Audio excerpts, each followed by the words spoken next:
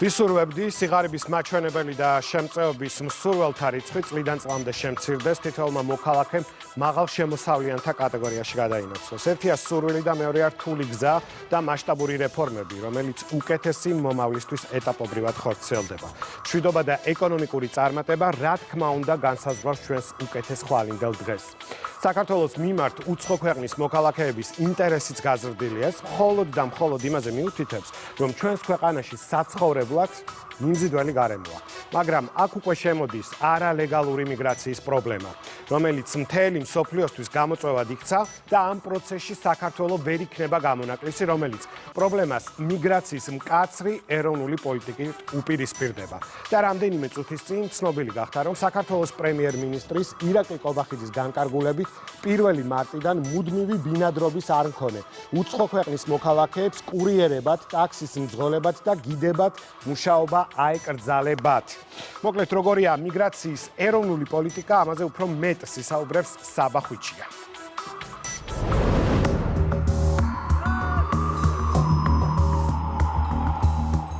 სხვადასხვა გზებით და უკანონო საშუალებებით უცხო ქვეყნებში შეღწევა დღეს მსოფლიოსთვის ერთ-ერთ ყველაზე მწვავე პრობლემად რჩება.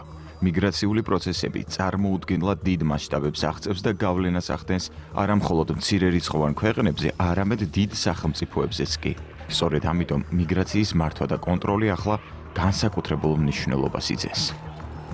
ეროვნული საზღვრების დაცვა არ არის ქსენოფობიის გამოხატულება. ეს არის ეროვნული სუვერენიტეტის ფუნდამენტური აქტი, ხოლო ამის შეუსრულებლობა გადაუდებელი საფრთხე ჩვენი საზოგადოების სტრუქტურისა და თავად ჩვენი ცივილიზაციის გადარჩენისთვის. მიყვარს ევროპა, მიყვარს ევროპელი ხალხი და მძულს იმის დანახვა თუ როგორ ანადგურებს მას ენერგეტიკა და მიგრაცია. დროა დასრულდეს ღია საზღვრების წარუმატებელი ექსპერიმენტი. ევროპის ქვეყნებმა კოლექტიურად უნდა დაიცვან გარე საზღვრები და არ დატოვონ საბერძნეთი მარტო მიგრაციული ზეწოლის პირობებში. ბრიუსელს სურს, რომ უნგრეთში შეიქმნას მიგრანტების ბანაკები და დამუშავდეს ათასობით თავშესაფრის მაძიებელთა საქმე. პასუხია არა. ჩვენ არ დავუშვებთ, რომ სხვებმა გადაწყვეტონ ვისთან ერთად ვიცხოვროთ. 2026 წლის 12 ივნისს ევროპის მიგრაციის პაქტი ძალაში უნდა შევიდეს. ევროკავშირმა უნგრეთს ამ უარისთვის სოლიდური ჯარიმების გადახდა დააკისრა. ფაქტია, რომ მავანთა იდეა სამყარო ლიბერალური ერებით და საზღვრების გარეშე ტერიტორიებად ექციათ სახიფათო ნიშნულამდე მივიდა. განსაკუთრებით კი იმ ერებისთვის, რომლებიც საკუთარ ეროვნულ იდენტობას, რელიგიას და კულტურას იცავენ.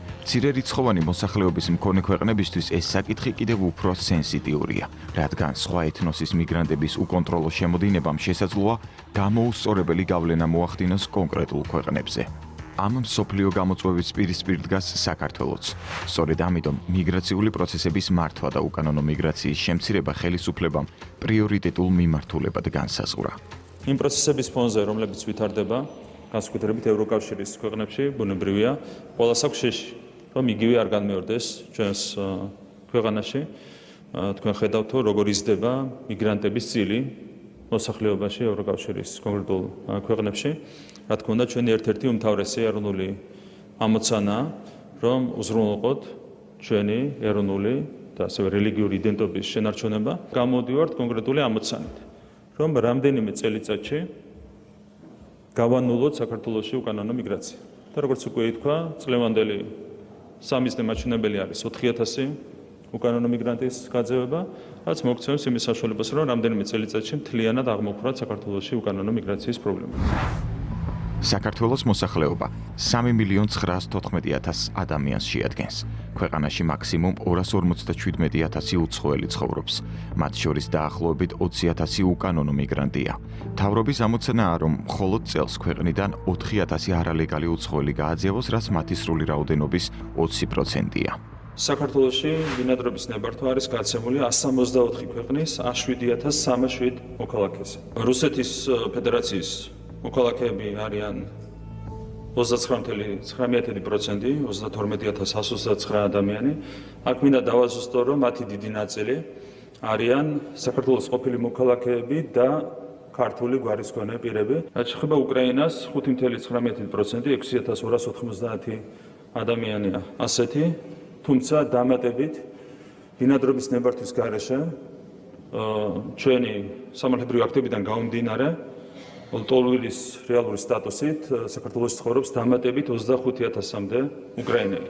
Რომ მთლიანობაში უკრაინელების რაოდენობა საქართველოში არის 30,000-მდე, საიდანაც 6,290 აქვს ბინადრობის ნებართა, 25,000-მდე უკრაინელს ბინადრობის ნებართვის გარეშე აქვს მინიჭებული საქართველოში ყოფნის შესაძლებლობა.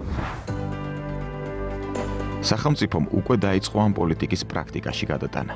წელს დასრულდა 1900 კვადრატულ მეტრზე განთავსებული ორსართულიანი მიგრაციის დეპარტამენტის ადმინისტრაციული შენობის მშენებლობა, რომელიც აერთიანებს უახლესი ინვენტარით აღჭურვილ სამუშაო ოთახებსა და ადმინისტრაციული წარმოებისთვის განკუთვნილ პროცედურულ სივრცეებს.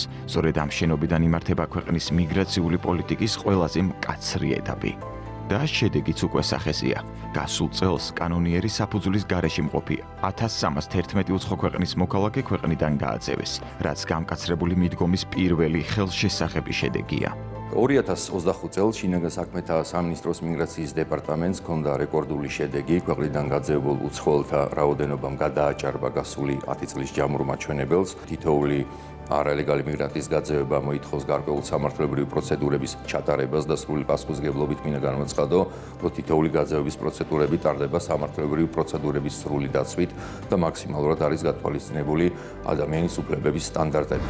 საიმიგრაციო ღონისძიებების კუთხით 2025 წელი გარდამტეხი აღმოჩნდა. გატარდა მნიშვნელოვანი რეფორმები, დაიხვეწა მიგრაციის კანონმდებლობა და მოხდა სტრუქტურული რეორგანიზაცია. შინაგან საქმეთა მინისტრი დეტალურად გვიხსნის, რა ღონისძიებები განხორციელდა ქვეყანაში არალეგალური მიგრაციის შემცირების მიზნით და რას გეგმავს უწყება. საკანონმდებლო ინიციატივებმა მოგცა შესაძლებლობა უფრო ეფექტურად, უფრო სწრაფად და უფრო თქმედითად შევძლოთ არალეგალების ქვეყნიდან გაძევება, როგორც სისხლის სამართლის დანაშაულის ნაწილში დამატებით შეგვიძლია აკრძალვა შემოვიღოთ კონკრეტული არალეგალი პიროვნების მიმართ, ასევე ადმინისტრაციული სამართალდარღვევის შემთხვევაში 3 წლამდე, როგორც სისხლის დანაშაულით, ისე ადმინისტრაციულ სამართალდარღვევის შემთხვევაში 3 წლამდე აუკრძალოთ ქვეყანაში შემოსვლას.